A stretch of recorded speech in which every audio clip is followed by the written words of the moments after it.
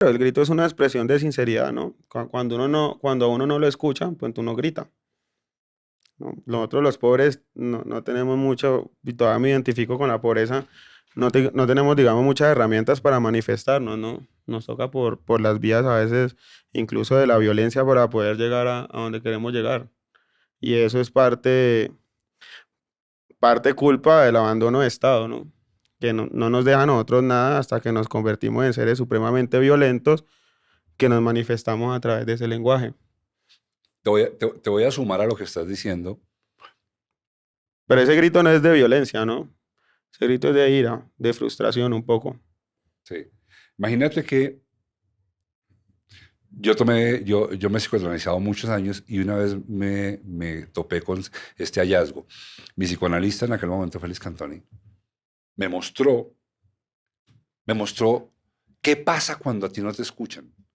Él me enseñó que una de las acciones más agresivas y violentas que un padre puede hacer con un hijo es quitarle el habla, que les dejan de hablar. Mira qué pasa. Cuando tú no te sientes escuchado, definitivamente te vuelves violento.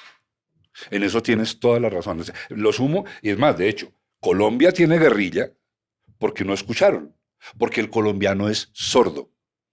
Los colombianos no nos escuchamos. Entonces, cuando por allá unos campesinos les dio por levantar la voz, lo que hicieron es, hagamos de cuenta que no están gritando. Y empezaron a gritar tanto, empezaron a callar lo que se armó en la pelotera que se armó. Pero eso sucede en los hogares, sucede en las empresas, sucede en las familias. Los colombianos nos castigamos con el silencio. Y por esa razón tenemos tanta violencia, porque el que está siendo víctima del silencio, como tú dices, se hace oír. Ok, ya entiendo. Digamos, ese es el enfrascamiento de tu actitud histriónica cuando haces tu noticiero. Sí, yo veo la necesidad yo siento que tengo que ser escuchado por las personas que yo quiero ser escuchado, ¿no? Digamos que la política aquí también nos apartó a nosotros mucho. Entonces, no nos permitía la participación desde la opinión. Claro, han existido grandes opinadores políticos, columnistas, humoristas, pero ninguno nos hablaba a nosotros. Entonces, te voy a poner un ejemplo, ¿no? Antonio Caballero, gran escritor, gran pensador, representó a toda una generación, pero vos no le puedes pedir a una persona pobre que trabaja 12, 14 horas al día, que tiene que poner 3 platos de comida sobre la mesa, 4 si tiene 2 hijos, que entienda a Antonio Caballero. No tiene la obligación de entenderlo y los intelectuales no tienen por qué enojarse porque un pobre no los entienda. Entonces eso generó exclusión. Nosotros fuimos excluidos siempre porque no podríamos entender a los grandes intelectuales de nuestra generación y de nuestra época. O te bañas de ego y haces un trabajo supremamente intelectual, o le hablas a quien tenés que hablarle y le evidencias que está pasando algo y que esa pobreza que está asumiendo, que está viviendo, ese problema viene de algún lado que no es precisamente culpa de esa persona. Entonces yo no quise hablar en un lenguaje, digamos, imposible, ni para mi mamá, ni para mi papá, ni para mi vecino, ni para nadie que viviera en mi barrio. Y así me pienso sostener. Yo tengo una duda. ¿Su programa es un noticiero o es un espacio de opinión? Es un espacio de opinión, porque, digamos, yo presento noticias que ya otros periodistas han evidenciado, ¿no? Que, digamos, pues, tengo unas fuentes selectas que son Gonzalo, que lo acabaste de nombrar, Gonzalo es amigo mío, Julián Martínez, esta gente de Cuestión Pública, Vorágine. Entonces yo mismo hago mi propia curaduría de lo que yo considero que son periodistas serios en el país y a partir de ahí, con fuentes, le doy la información a la gente, digamos, una especie de antena que absorbe y después suelta y le doy mi punto de vista, que es la opinión que hay dentro del programa, que muchas veces también puede parecer un programa de humor, ¿no? O un programa completamente lleno de resentimiento, que es una bandera mía. O sea, a mí no me da pena decir que yo soy resentido de ninguna forma. Eh, un poco lo que logra la dictadura blanda, o sea, nosotros hemos vivido toda la vida dopados dentro de algo que hemos creído que es democracia. Y esa democracia falsa nos arrebata también eso, ¿no? que el resentimiento, la ira, la furia, porque nos hace sentir mal al manifestarlo. Entonces, ay, mira, que este man es pobre y aparte es resentido. Pues claro, ¿qué otra cosa querés que yo sea? Pobre y resentido. Y con esa bandera voy y peleo por lo que yo considero que me tiene que tocar a mí. Vos no me puedes hacer sentir a mí mal por ser resentido. Ven. Esta conversación, no, menos mal, yo no tenía preparado nada, Ander, tenía preparado, me tiro en la conversación. Está buenísima. Mira.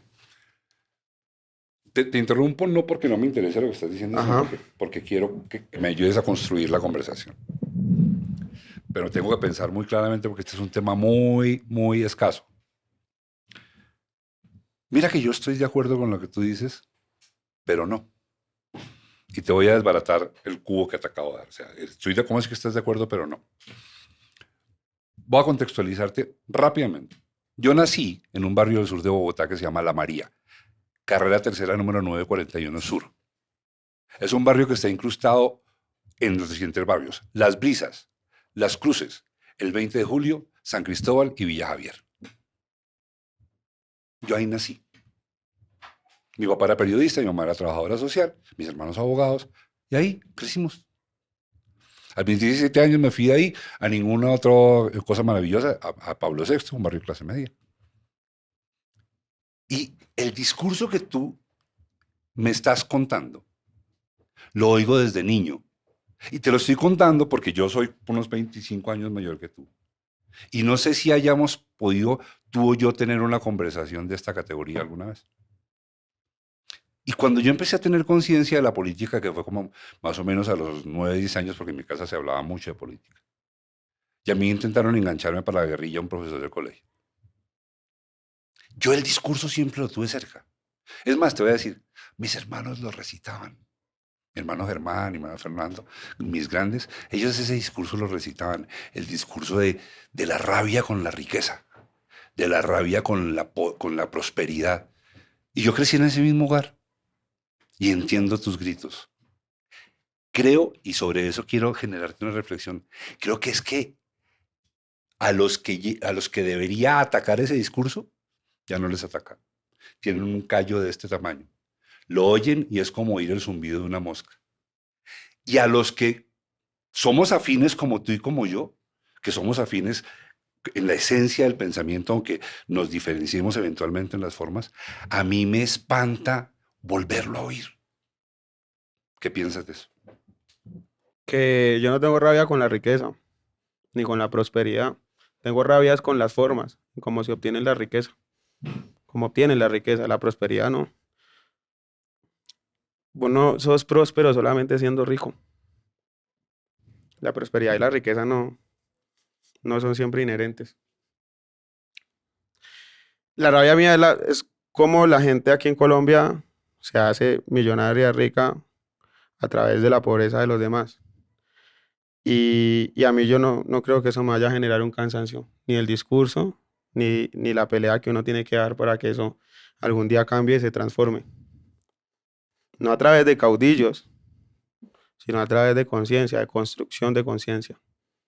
A la gente hay que construirle la idea de que merece las cosas y que las tiene que tener, no de que tiene que ganárselas. Y en ese sentido yo no me voy a aburrir nunca de pelear, porque todos quisiéramos ser ricos, si es que la riqueza trae bienestar, pero no se puede, porque nos acostumbramos a permitir que nos quiten todo, siempre. Entonces, el cansancio del pobre también viene de esa idea de que me aburrió el discurso, me aburrió ese cliché. No, pero es que no te puede aburrir porque es lo que tenés para pelear, es lo único que tenés para cambiar las cosas, lo que tenés adentro. ¿Qué más vas a tener? Te pregunto, no más que pregunta, no, es una inquietud. Cuando se pelea con la prosperidad y cuando se pelea con los prósperos, no se está peleando con el bienestar económico. No, es que yo no peleo con la prosperidad porque la prosperidad no, es como te digo, no tiene nada que ver con la riqueza. Vos puedes ser próspero sin ser rico. Bueno, entonces definámonos entre los No, dos. yo peleo es con Próspero. la forma de corrupción, cómo se obtiene la riqueza. Y quienes representan eso, como personas de éxito y quienes nos venden la idea de que la pobreza es culpa de nosotros. No es real.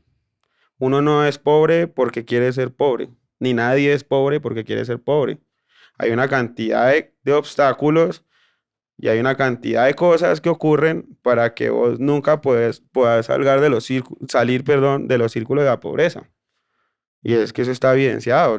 Las personas que nacen pobres, el 99% de mueren pobres. Entonces la lucha no sería para simplemente obtener riqueza de forma descomunal, que es lo que nos han vendido, que para ser prósperos tenemos que tener riqueza de forma descomunal, sino para que nos garanticen nuestros derechos fundamentales que sí nos pueden dar prosperidad. Y los derechos fundamentales que nos pueden dar prosperidad es acceder a una educación de calidad, aunque te suene cliché, aunque suene un discurso de izquierda remojado, pero son los derechos fundamentales que le tienen que respetar a todas las personas que están vivas en todas partes del mundo. Entonces vos puedes encontrar la prosperidad por lo menos yendo a la universidad a estudiar la carrera que te gusta. Vos puedes encontrar la prosperidad pudiendo hacer el podcast que te gusta hacer. En el caso mío, haciendo el noticiero que me gusta hacer o escribiendo el libro que quiero escribir, sin que eso comprometa mi forma de vida precaria. Yo no puedo vivir en la precariedad siempre, sin poder hacer las cosas que quiero hacer.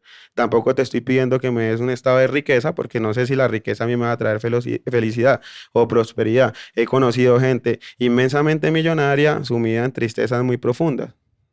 De lo que yo te estoy hablando es de la garantía de los derechos fundamentales que nos puedan dar a nosotros luces nuevas para no vivir en la precariedad en la que vivimos y para que si en algún momento quieren que no hayan personas, quieren de alguna manera que no exista el resentimiento, pues lo puedan lograr, pero garantizándonos a nosotros los derechos fundamentales.